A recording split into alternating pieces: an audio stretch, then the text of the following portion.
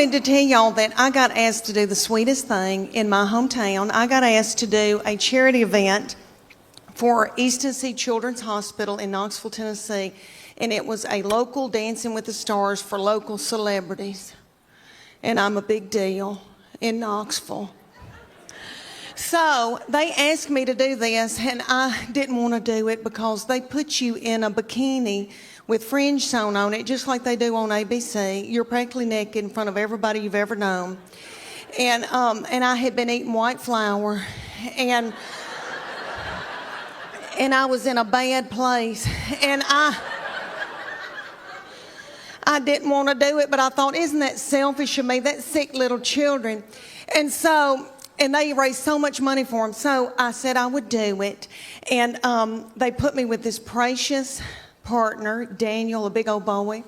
And we were going to do the cha-cha to Earth, Wind, and Fire September. And we practiced for 6 weeks, and we begged for money during the day and danced at night. And it was so stressful. So one night, we were practicing, he kind of slung me hard, and I thought, oh my gosh, something doesn't feel right. So I went to bed, and I got up the next morning, and this big thing was sticking out about right here, and I thought, oh my gosh, is that backed up poop? And because I have trouble with that. And I called my girlfriend, Emily, and I said, I think I've got backed up poop. And she said, I don't think poop goes up that far. And so she looked on her WebMD on her iPad and found a picture of a man that looked like an alien coming out of him. And she said, is that it? And I said, yes. And she said, you got a hernia. So like 4 days before the event, I had a hernia that had to be operated on. So I went in for that operation, and my 2 teenage girls that are usually so hateful, okay, they stepped in and learned to dance in 4 days. So the night of the event, I came out in a wheelchair to Proud Mary Keep On Turning. And they did that video, that dance. If you remember when Tina Turner would do that and it looked like a car wash. Do y'all remember that? And what I learned in that whole thing, what I learned in that whole thing was that if something bad, really bad happened to me, God forbid, like a bad sickness, my husband and my children would let me die. After I had that hernia surgery, I laid up in the bed for 3 days and nobody checked on me. Let me tell you about this baby. We are becoming the best of friends, really, because she's now 21 years old, and she has always been a beauty and so smart and fun and hateful. Okay, so now she not to other people. She holds it in when she's in public so that she can come home and let it out on me. And that's okay, I'm her safe person.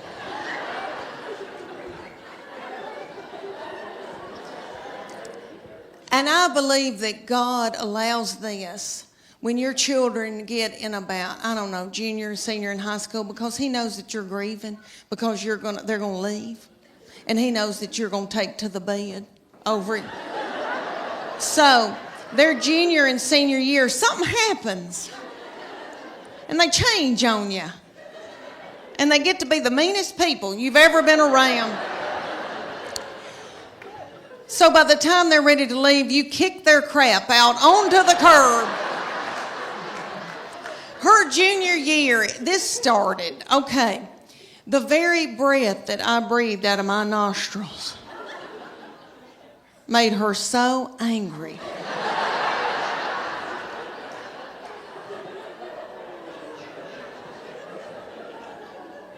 We were not allowed to eat cereal in our own home.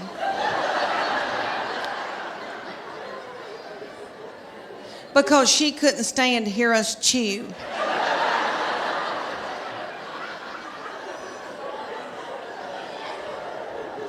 And I don't mean to talk about her because she had a lot on her. She had a lot on her, like she had to empty the dishwasher. And that's a lot, you know. I'll give y'all an example. Okay, at the University of Tennessee in her sorority, these girls will come home, you know, and I'll cook for them and do, and I'm tickled. All right, well, they like Memphis, Nashville girls. Well, a little girl came home with her and spent 2 nights. So I washed that little thing's clothes, and all I said to this little girl was, Katie, you're so tiny. Your little underwear looks like a slingshot.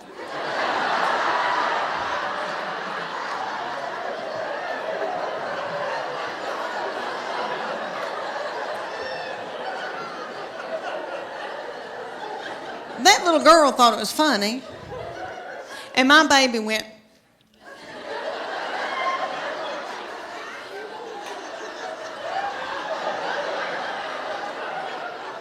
So I got out of there. So when that little girl left, I came back in, I went, what's wrong with me saying that her little panties look like a slingshot? I wish somebody'd say my panties look like a slingshot.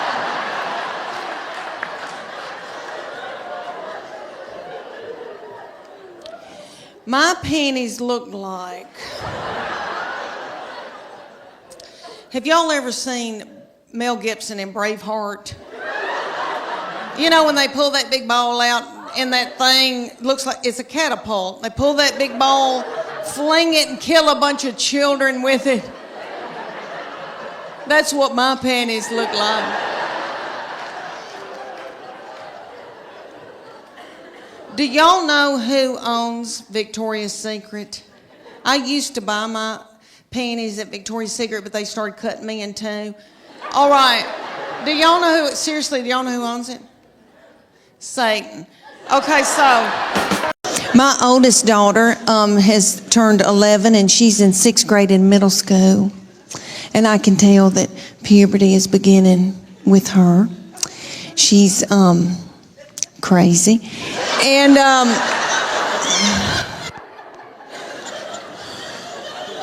she's mean as a snake. And we're scared to death of her, but we just tiptoe around her. She cries a lot, and she doesn't know why, and she tells us, I don't know why I'm crying. And we just try to get through it. But I'm telling you, she can run a household. She's a grown woman. She has been ever since she got here. So I said, you're going to have to come in here, baby. I said, your daddy's going to take care of y'all. I'm going to Nashville for like 3 days. She bust out crying. I said, what's wrong? She said, don't leave us with him. He doesn't know where the food is.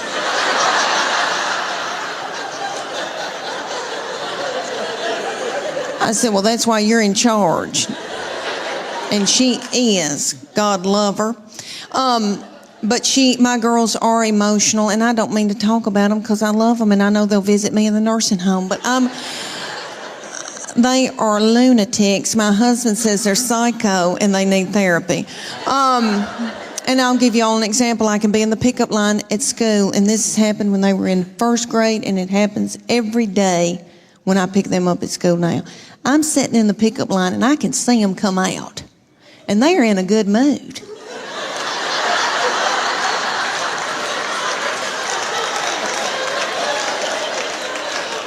And they're goosing each other and giggling and doing and talking and having a good time. They're waving to the teachers and the principal. See you tomorrow. Okay. Then they come over to my vehicle. Get in. Shut the door. My 11-year-old take her backpack and sling it and hit me in the back of the head with it. Every day she says something like this. I'm starving to death. You don't have a piece of cheese in this car?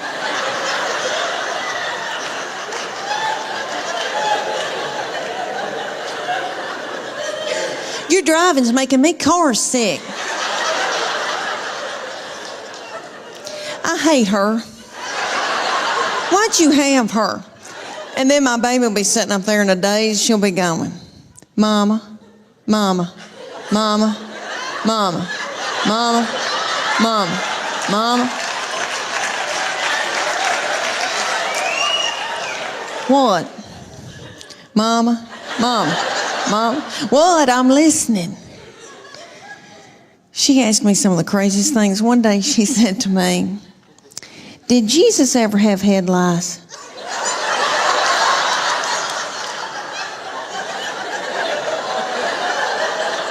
How do you answer something like that? I said, well, baby, if he did, I know he healed it. And then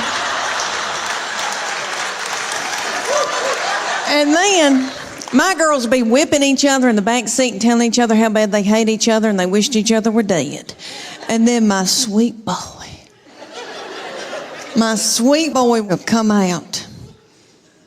He'll get in and he'll say, you know, they're building a new Home Depot up on 281.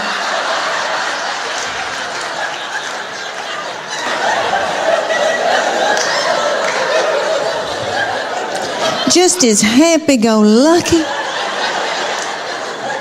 He's just like this. He's been like that all of his life. He's 14. He's never sassed me. I know people say it's coming. I'm telling you, I don't think it will. And I'm in love with him. My husband says I have an unhealthy obsession with him. Whatever. And,